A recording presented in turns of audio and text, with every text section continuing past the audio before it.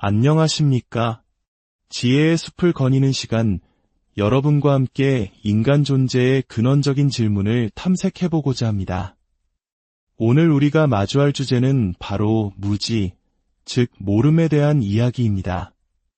하지만 단순히 지식이 없는 상태를 말하는 것이 아닙니다. 인류의 역사와 함께 진화해온 무지의 복합적인 본질에 대해 깊이 파고들어 가보려 합니다. 이 지혜의 여정을 시작하기에 앞서 잠시 시간을 내어 구독과 좋아요를 눌러주시면 감사하겠습니다. 이 메시지가 더 많은 이들에게 닿는 것은 어둠 속에 빛을 나누는 것과 같은 귀한 나눔이 될 것입니다. 여러분의 손길에 하나님의 축복이 함께하기를 기도합니다. 자, 그럼 이제 태초의 시간으로 거슬러 올라가 보겠습니다. 하나님께서 모든 생명에게 생육하고 번성하라 말씀하신 후 모든 피조물에게 주어진 첫 번째 과제는 바로 생존이었습니다. 살아남는 것, 그것이 바로 생명 가진 모든 것들의 가장 절박하고 근본적인 필요였습니다. 태초의 세계는 지금처럼 안전하지 않았습니다. 거대한 자연재해와 예측할 수 없는 위험 속에서 원시 인류는 오직 생존을 위해 싸워야 했습니다. 이 생존이라는 거대한 압력은 모든 생명체 안에 깊이 각인된 본능이었습니다. 창조된 모든 것은 적어도 정해진 시간 동안은 그 존재를 이어가도록 설계되었기 때문입니다. 따라서 인간을 포함한 지구상의 모든 생물에게 생존은 가장 첫 번째 문제였습니다. 그런데 이 생존에는 한 가지 필수적인 것이 있었습니다. 완전한 무지 상태로는 살아남을 수 없다는 사실입니다. 무엇이 위험하고 무엇이 안전한지 아무것도 모르는 상태로는 하루도 버티기 어려웠을 것입니다. 하지만 그 시절 무지와 그 외의 것을 명확히 구분할 경계선은 존재하지 않았습니다. 세상은 그야말로 무지가 지배하는 곳이었습니다. 개인들이 질서 있는 규칙이나 의무 또는 정부 같은 체계를 발전시킬 만한 여건이 전혀 아니었으니까요. 하지만 생존의 원리는 매우 강력했고 오늘날까지도 우리 안에 살아 숨쉬고 있습니다. 그리고 이 생존 본능은 점차 다른 무언가를 요구하기 시작했습니다. 바로 정보의 원천이었습니다. 태초의 인간은 태어날 때부터 읽고, 쓰고, 세많은 능력을 갖춘 채로 태어나지 않았습니다. 그들은 혼돈과 당혹감 속에서 세상에 던져졌지만, 그럼에도 불구하고 어떻게든 이곳에 조금 더 머물고 싶어 했습니다.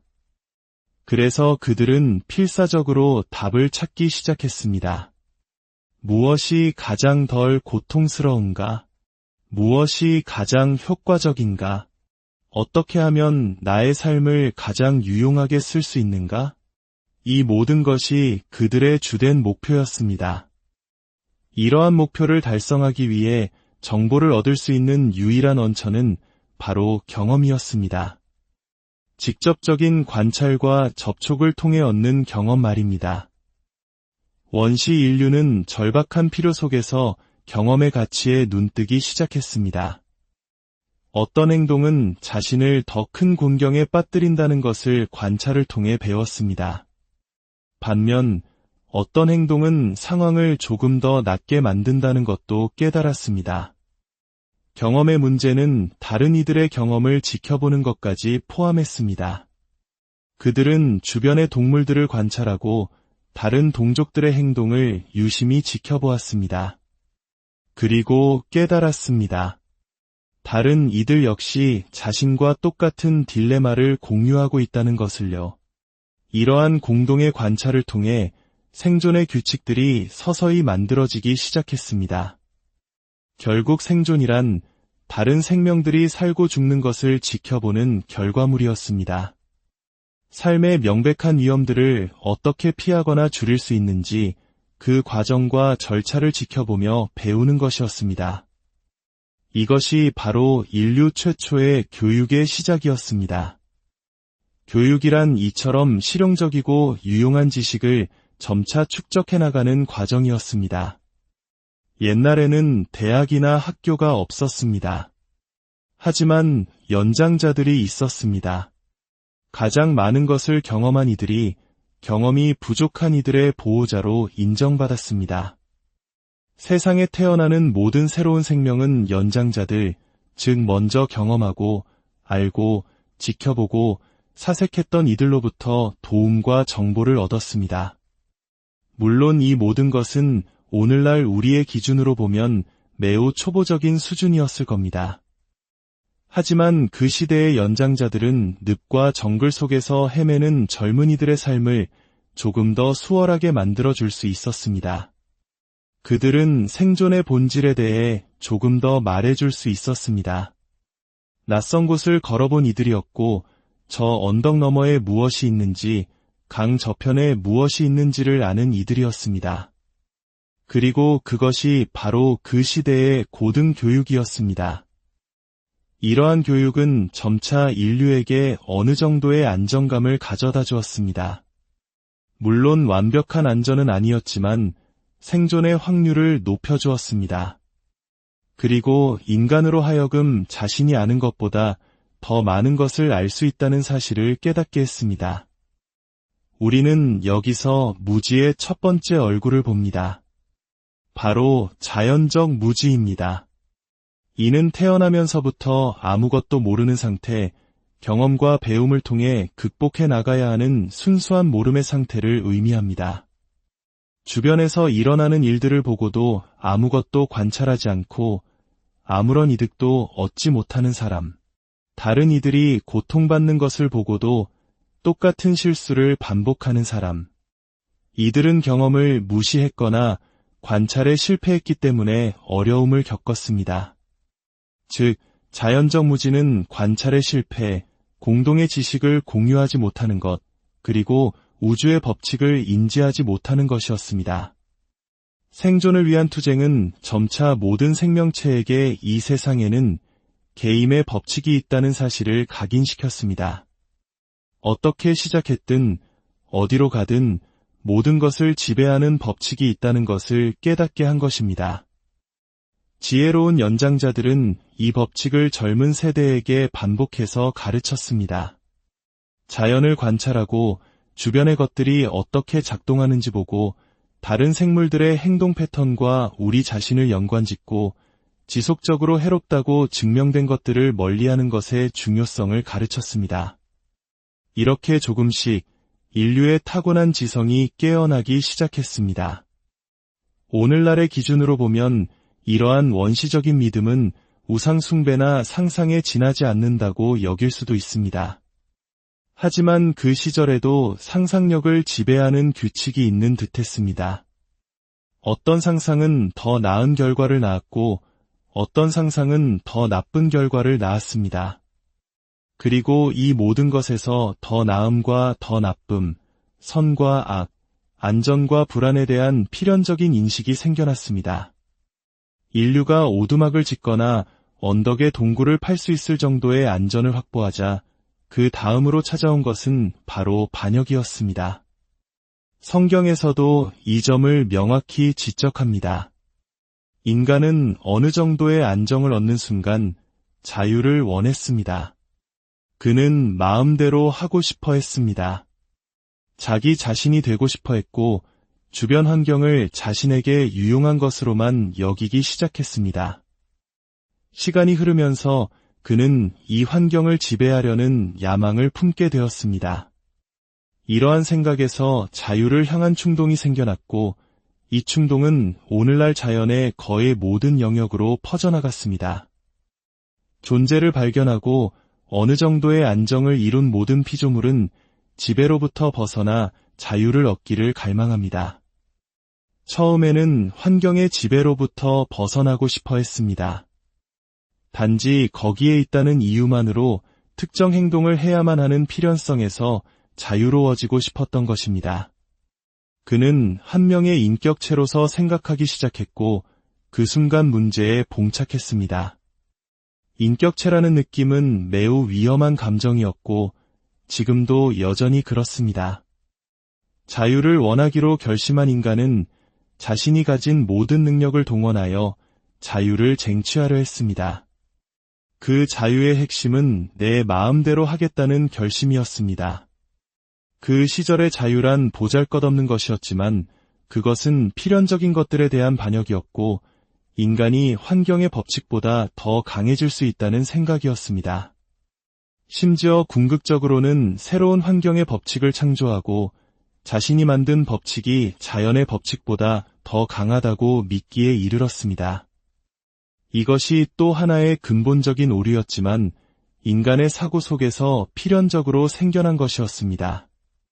이제 우리는 생존을 추구하는 인간을 넘어 자신의 운명을 바꾸고 무언가를 스스로 이루고 소유하고 자신의 능력을 표현하고 싶어하는 인간을 보게 됩니다. 그는 자연법칙이라는 틀 안에 갇힌 일종의 속박에서 벗어나고 싶어 했습니다. 인간은 존재해온 이래로 줄곧 주변 자연의 압력에 저항해왔습니다. 모든 것을 지배하고 싶어 했지만 아직까지 지배에 필요한 능력과 힘을 발전시키지 못했습니다. 이는 우리를 문제의 다음 단계로 이끕니다. 그가 원했던 지배에는 이유가 있었습니다. 그는 다른 누군가보다 더 나아지고 싶었습니다. 더 강해지고 더 부유해지고 싶었습니다. 그래서 개인의 야망을 만족시킬 수 있는 온갖 종류의 패턴들이 만들어졌습니다. 야망은 다른 것과의 비교를 통해 생겨났습니다. 자신보다 강한 생물, 더 오래 사는 생물, 더 빨리 달리는 생물들. 주변에는 도저히 경쟁할 수 없는 것들이 많았지만 그는 자신의 동족들과는 경쟁할 수 있다는 가능성을 발견했습니다. 그래서 그는 경쟁을 만들어냈습니다. 다른 무언가에 대해 이대함을 성취한다는 생각에 기반한 경쟁 말입니다. 더 강한 의지, 더 강한 목적, 그리고 그 의지는 고집스러워졌습니다. 이제 인간은 움막이나 동굴에 살고 있을지라도 진보를 갈망하며 다른 모든 것들의 얽힘에서 자신을 해방시킬 방법을 찾아 헤매는 존재가 되었습니다. 바로 이 시기에 자연 법칙과 충돌을 일으키기보다는 그 법칙을 이해하려는 경향을 가진 신비로운 소수의 사람들이 나타나기 시작했습니다. 이들은 점차 사제나 주술사, 부족의 영적 지도자가 되었습니다. 그들은 민감한 감각을 통해 깨달았던 것 같습니다. 게임의 규칙을 제대로 따르지 않으면 곤경에 빠진다는 것을, 따라서 규칙의 존엄성, 즉 자연의 법칙, 우주의 법칙을 회복할 방법이 있어야 한다고 생각했습니다. 개인이 자유를 더 많이 성취할수록 그의 어려움은 더 커진다는 것을 그들은 깨달았습니다. 자신이 동족의 일반적인 규칙을 넘어설 수 있다고 믿는 순간 그는 위험에 처했습니다. 규칙을 지키는 자는 살아남고 멋대로 행동하는 자는 살아남지 못한다는 것을 알게 된 것입니다. 미국 남서부 들소떼에 대한 이야기가 있습니다. 들소떼 주변에는 항상 늑대나 자칼 같은 포식자들이 어슬렁거렸습니다. 그들은 단 한 가지, 바로 젊은 반역자를 기다리고 있었습니다. 무리의 힘을 떠나 혼자 힘으로 세상을 정복하겠다고 나선 들소 말입니다. 이 자의식 강한 동물이 무리에서 조금만 멀어지자마자 육식 동물들이 덮쳤고 순식간에 그의 삶은 끝이 났습니다. 이와 똑같은 일이 인간 사회에서도 일어났습니다. 누구의 지시나 조언도 듣지 않고 제멋대로 하려는 사람들이 있습니다. 그들은 무리를 떠났고 곧 심각한 어려움에 빠졌습니다. 왜냐하면 힘은 규칙을 지키는 데 있었고 약함은 규칙을 깨는 데 있었기 때문입니다. 아무리 자신의 힘을 과신하는 인간이라도 규칙을 깰 만큼 강하지는 못했습니다. 이러한 깨달음 속에서 점차 규칙을 만든 존재, 즉 신에 대한 개념이 나타났고 신학이 탄생했습니다. 물론 처음에는 매우 원시적이고 부족 중심적이었습니다. 하지만 시간이 지나면서 모든 부족들이 비슷한 경험을 한다는 것이 명백해졌습니다. 사는 곳은 다르고 철학은 다르게 발전했지만 모두가 관찰을 통해 우주의 법칙은 불변하며 결코 깨뜨릴 수 없다는 최종 결론에 도달했습니다. 인간은 법칙을 깰 수 없지만 법칙은 인간이 불순종할 때 그를 깨뜨릴 수 있다는 것을 알게 된 것입니다. 인간의 모든 아이디어들은 유용하고 도움이 되는 것처럼 보였지만 그중 상당수는 문제로 이어졌습니다. 예를 들어 마을의 규모가 커질수록 그 안에서 사는 것은 더 불가능해졌습니다. 위생 문제가 해결되지 않았기 때문에 마을은 죽음의 덫이 되었습니다. 그것이 우리가 문명이라고 부르는 것의 시작이었음에도 불구하고 말입니다. 이제 우리는 무지의 또 다른 얼굴, 바로 습득된 무지를 마주하게 됩니다. 이것은 자연이 우리에게 준 순수한 모름이 아닙니다. 이것은 잘못된 지식의 확산으로 인해 생겨난 새로운 종류의 무지입니다. 그리고 이 거짓된 지식은 단 하나의 이유, 즉 자연의 법칙에 따라 살기를 원치 않는 개인들 때문에 생겨났습니다. 그들은 다르게 해야만 했습니다. 따라서 그들이 자신의 자아를 발전시키면서 습득한 지식은 매우 복잡한 형태의 무지가 되었습니다. 그리고 이 모든 것이 오늘날 우리 시대까지 이어져 내려왔습니다. 우리에게는 학교와 대학이 있습니다. 하지만 그곳에서 배우는 것은 무엇입니까? 많은 경우 그것은 우리가 원하는 대로 자유롭게 행동하고 개인적으로 풍요로운 미래를 만들기 위한 부분적인 해결책을 찾는 것입니다. 어떻게 하면 성공할 수 있는지를 가르칩니다. 그리고 이러한 성공의 과정에서 개인의 세속적인 조건을 향상시키지 않는 것들은 불필요한 것으로 간주됩니다. 오늘날 대부분의 사람들은 성공이라는 개념에 자신의 삶을 바칩니다. 만약 성공을 방해하는 법이 있다면 그것이 인간이 만든 법이라면 깨뜨리고 범죄라 불립니다. 만약 그것이 신이 만든 법이라면 깨뜨리고 죄라고 부릅니다. 하지만 보통 사람들에게 죄는 그다지 중요하지 않습니다. 범죄가 들키지 않기가 더 어렵기 때문입니다. 우리는 수십만 년에 걸쳐 점차 마음을 발전시키기 위해 이곳에 왔다는 사실을 거의 완전히 잊어버렸습니다. 우리는 마음이 단지 우리가 원하는 대로 사용하라고 주어진 것이라고 가정해왔습니다. 우리는 그것을 자신과 타락시키는 데 사용하고 우리가 저지르는 실수에 대한 변명이나 방어로 사용합니다. 우리가 철저히 교육받았을 때 우리는 습득된 무지를 갖게 됩니다. 그것은 자연이나 신이 우리에게 준 무지가 아닙니다. 그것은 잘못을 저지르고도 빠져나가는 방법을 배운 일종의 훈련된 무지입니다. 우리에게 불편한 모든 요소들을 무시하며 이 세상을 살아가는 방법입니다. 우리는 평등을 믿고 싶어 하지 않습니다. 우리는 악에 대한 선의 승리를 이론적으로는 믿고 싶어 하지만 실제로는 마음대로 행동합니다. 그래서 오늘날 우리의 교육은 더 이상 경험이나 연장자들의 지혜, 고대 동굴벽에 새겨졌던 진리에 기반을 두고 있지 않습니다. 우리가 지금 하려는 것은 우리가 원하는 대로 정확하게 움직이는 새로운 종류의 세상을 만드는 것입니다. 완벽한 자유, 부자가 될 수 있는 가능성. 우리는 모든 곳에서 정확히 우리가 원하는 존재가 되고 싶어 합니다.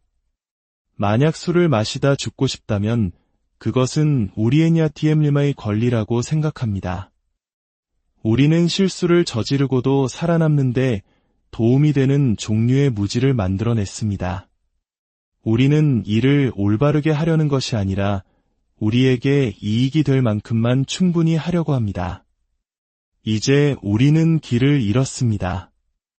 인류의 발전 과정에서 우리는 길을 잘못 들었습니다. 진보가 비극과 동의어가 되어버렸습니다. 평화를 얻기 위해 싸우는 길을 택했습니다. 돌도끼로 활과 화살로 싸웠지만 전쟁은 결코 끝나지 않았습니다. 싸워서 평화를 얻는다는 것은 우주의 법칙에 위배되기 때문입니다. 자연은 이 문제를 해결하는 자신만의 방식을 가지고 있습니다. 그것은 매우 간단합니다. 적대감에 대한 해답은 우정입니다. 과도한 야망에 대한 해답은 절제입니다.